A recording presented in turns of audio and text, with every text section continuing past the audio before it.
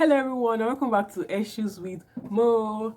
Thank you for liking and subscribing to my YouTube channel. If you are a returning subscriber and if you haven't subscribed already, please don't forget to subscribe and click the like button. So this week I'm going to be talking about how to transition from relaxed day to natural hair. Unfortunately, I have completed my transitioning process, so I cannot give practical videos, but I'm going to try to explain in details. There are two methods of transitioning. We have the traditional beach chop, whereby you cut off every last inch of relaxed hair you have on your hair, and we also have the second one, which is one I did, where you trim off the relaxed part little by little. This second one is for people like me who cannot handle the mental trauma of having to cut off all your hair and be on low cut and all that. So you can either do the big traditional big chop or trim off your relaxed ends little by little. So I'll be focusing more on the one I did, which is the trimming transitioning method. It can be really stressful to take care of transitioning hair, especially because you have to tend to two different hair types on your head. The natural part, which is usually low porosity, 4B, 4C, kinky, coily hair, and the relaxed part, which is always highly porous and straight hair. But it's not impossible to care for transitioning hair, really. It is stressful but not impossible. Before I go on, I want you to bear it in mind that the summary of caring for transitioning hair is to do things that will preserve your length pending the time that you grow out your natural hair. Because the point of using this method in the first place is to go natural without having to have short hair at any point in time. The first step in transitioning is to stop using a relaxer and let your hair just grow out. Last time I used a relaxer was in December 2016. That was when I started my transitioning process. The next thing you want to do is to start caring for your transitioning hair. Now, how do you care for your transitioning hair? First of all, you want to start doing protective styles. Protective styles like braids, twisting, wearing wigs, taking weaves, and basically things that will protect your ends. Because protective styles, they help you to leave your hair alone. They help you to reduce manipulation. Because when you're on protective styles, you don't have to manipulate your hair, you don't have to style your hair or do any unnecessary thing. Whenever you're on protective style, it helps you to just leave your hair alone. And protective styles also help to grow your hair, especially braid or threading, because whenever you're losing your braids or you're threading, you're going to notice that you already have undergrowth. So you don't need to manipulate, reduce manipulation, and go for protective styles whenever you are transitioning. Next thing you want to do is to skip it. Your transitioning hair is very fragile and needs time to strengthen and renew. Heat dries out your strands, increases your porosity, which in turn makes it very difficult to keep your hair hydrated and moisturized, and this leads to breakage. And remember, we don't want breakage, at least not until we've grown new hair. So you want to ditch straighteners, hooded dryers, basically anything that will cause you to apply heat to your hair. The next thing you want to do is to be mindful of your wash day. This one is very, very important while transitioning, even after transitioning. Don't joke with it at all. So I'll quickly walk you through the things you should do and not do on your wash day. So the first step of your wash day is to shampoo your hair. While choosing shampoos, you should watch out for shampoos that contain SLES or SLS. This means sodium lauryl sulfate. This type of shampoos tend to dry out your hair and strip your hair of its natural oil. So while shopping for shampoos, you should get shampoos that are SLES free. If you have checked your shampoo and you see that it contains SLES, you don't have to throw it out. There is an alternative. The first thing you should do if your shampoo contains SLES is to pre-poo. What is the meaning of pre-poo? It means pre-shampoo. It is a treatment you give your hair before you shampoo your hair. Pre-poo helps to prep your hair for the effect of the shampoo, so the shampoo doesn't entirely strip your hair of the natural oils it contains. You can also make a DIY, a really simple DIY pre-shampoo on your own. You can just get a rinse out conditioner and mix it with coconut oil, apply it to your hair before you shampoo your hair. Leave it for like 15 to 30 minutes and then shampoo your hair and you are good to go. You can also use a pre-poo even if your shampoo does not contain SLES. Pre-poo is very good.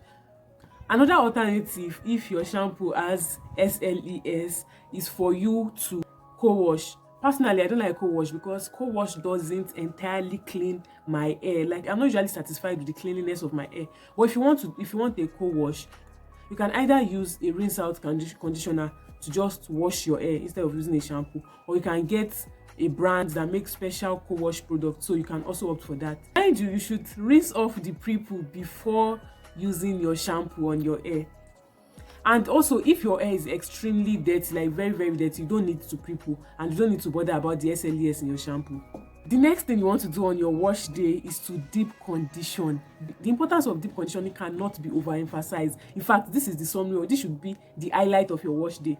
And as a transitioning chick, you should try to use air masks or protein treatments. These are the best type of deep conditioning treatment you should use as a transitioning chick. Remember that the relaxed part of your transitioning hair is highly porous, and you want to strengthen that part. That part is very, very fragile. So when you use protein treatments, or when you deep condition using protein treatments, it helps to strengthen your strands and reduce breakage.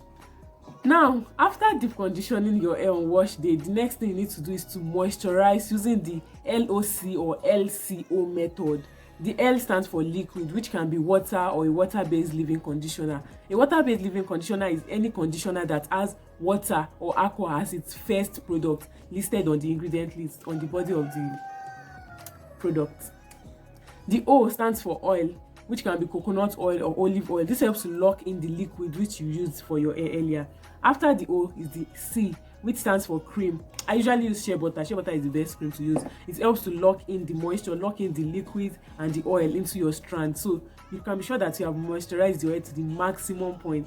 Mind you can do it as LCO or LOC. That is, LOC, use the oil before the cream. LCO, use the cream before the oil. Anyone, you can try using the two and try to see which one works best for your hair. When I say which one works best for you, I mean try to see which one helps to keep your hair moisturized for as long as possible. For me, it is the LOC method that helps to keep my hair moisturized for as long as possible. That's that about the wash day routine. Now, the next thing for you to do to care for your transitioning hair is to trim from time to time.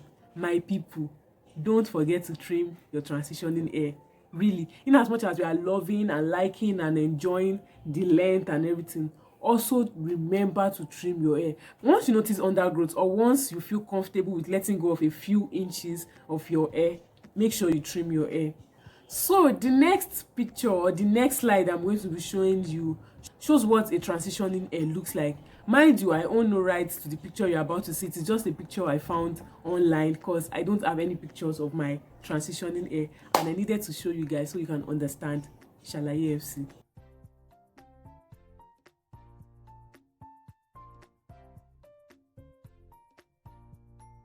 Now, I'll be talking about how to trim your transitioning hair. First of all, it is important that you twist your hair before trimming. You can twist your hair into about 8 or 16 sections before you trim. It is usually easier like that. It is easier for you to see your damaged ends when your hair is wet, so you'll be able to differentiate and be able to locate the demarcation between your natural hair and your relaxed hair easier when your hair is wet. When your hair is dry, it's not so easy to tell the difference between the relaxed hair and the natural hair, so it is better for you to trim when it is wet. For people who have completed your transitioning process, never trim your hair when it is wet.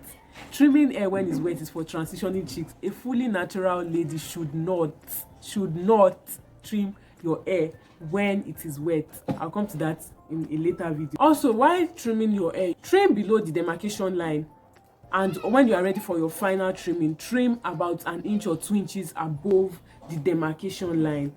When you trim above your demarcation line, you can be sure that you have gotten rid of every last inch of damaged hair or relaxed hair. Additional tips for transitioning: get yourself a spray bottle like this one. My spray bottle contains leave-in conditioner, water, and sometimes aloe vera juice. It's not necessary if you don't have aloe vera juice. It's just one of those serere. But it's also good. So you should get yourself a spray bottle.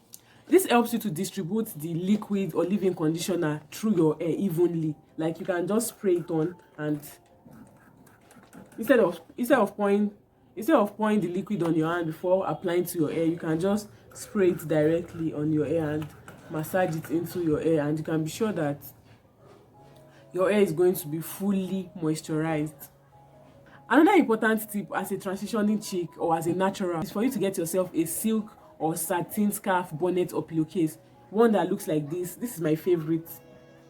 This is a silk scarf I usually use, and this is my satin bonnet.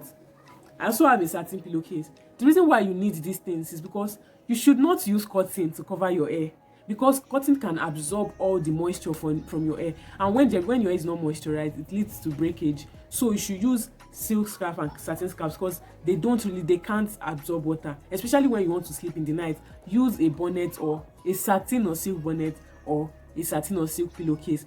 Remember that the point is for us to do as many things that will preserve your hair growth and preserve your preserve the moisture in your hair. The next tip is wide tooth combs. This is not the traditional wide tooth combs that naturals are used to, this one or this one.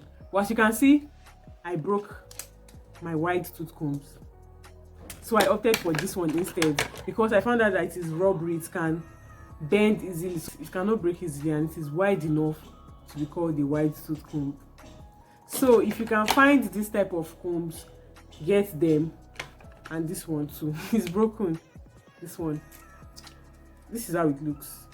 It broke here first, then it broke like this, and I got this one after that one, and also broke within the space of 1 week.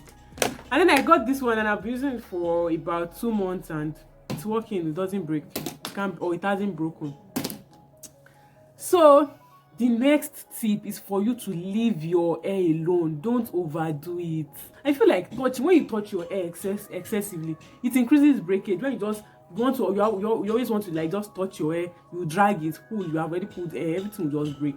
So just leave your hair. That's why you need to do protective styles. When your hair is in braids, you don't need to touch your hair directly. It's already protected, so it reduces breakage. It can't break easily.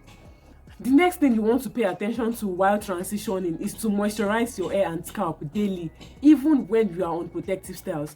When you want to moisturize your hair, moisturize using the LOC or LCO method. And for moisturizing your scalp, you should use oils to moisturize your scalp. Oils like coconut oil, black castor oil, olive oil. Basically just oils to moisturize your scalp, because a dry, dirty scalp cannot grow hair, not talk of healthy, natural hair. So moisturize your scalp if you know you want your hair to grow. Make sure that your scalp is clean and moisturized, because the hair grows out of the scalp. Now, the last but not the least, in fact the most important tip for transitioning is the psychology. I will always say it: dedication and patience. Do the right things you're supposed to do. Make out time for your hair. Moisturize daily. Your wash days at least once in a week. Yes, except if your hair is in protective styles. Mind you, even when your hair is in protective styles, you can still clean your scalp. If you want to clean your scalp when it is in protective styles like braids, you can just dilute about 2 tablespoons of apple cider vinegar in a glass of water, dip in a cotton wool or a cotton ball, and use it to clean your scalp. After doing that, apply coconut oil or olive oil, and you are good to go. Your scalp is clean and moisturized, and hair can keep growing from your scalp. And patience, be patient, because your hair cannot, all those people that tell you grow your hair in 2 weeks, grow your hair in 1 week, grow your hair overnight, is a lie. It cannot happen. Just be patient. Your hair is going to grow. Short thing, hair always grows. Hair is one of the fastest growing tissues in the body, so rest assured your hair is going to grow. What you just need to do is to be patient, and your hair is going to grow. You're going to have that healthy, natural hair. I really hope this video was useful. Don't forget to like and subscribe to my YouTube channel. Thank you very much. Announcements. Soon, and very soon, I won't say how soon, I'm going to be giving my very first practical videos. You can turn on the notification bell down below so you don't miss any of my videos. Thank you very much. I love all of you. Don't forget to leave comments and questions in the comments box down below. Thank you very much. See you next week.